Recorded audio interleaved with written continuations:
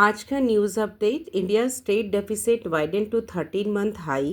India's merchandise trade deficit reach $32.5 billion in September 2025, driven by a spike in gold and silver imports ahead of the festival season and a fall in exports to the United State. So Bharat का व्यापार घाटा पिछले 13 महीनों में सबसे अधिक हो गया है। सोने चांदी की आयात में भारी वृद्धि और अमेरिका को निर्यात 32.15 बिलियन तक पहुंच गया है।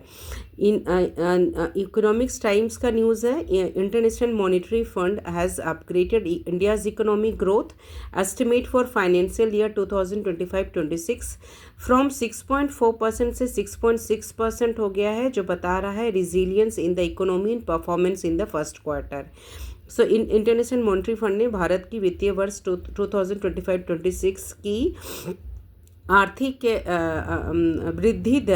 वृद्धि दर अनुमान 6.4% से 6.6% कर दी है। नेक्स्ट न्यूज़ है, India to restore its embassy in Kabul.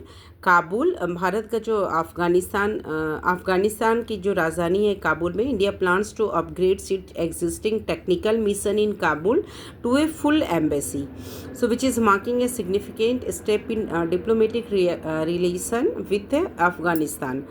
Next news है, India to host 2030 Commonwealth Games. India is expected to officially confirm 2030 Commonwealth Games with Ahmedabad, Gujarat, which is chosen over Nigeria.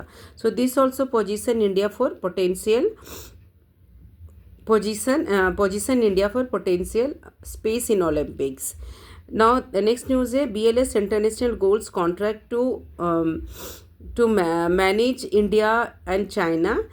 BLS International Service Limited has secured a 3-year contract from India's Ministry of External Affairs to operate India IVACs in China starting October 2025. So BLS International ने भारत के विदेश मंत्रालय से चीन में भारतीय visa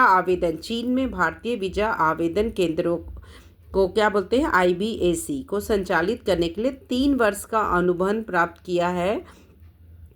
यह कदम भारत और चीन के बीच वीज़ा प्रक्रिया को सुचारू रखने के लिए किया जा रहा है।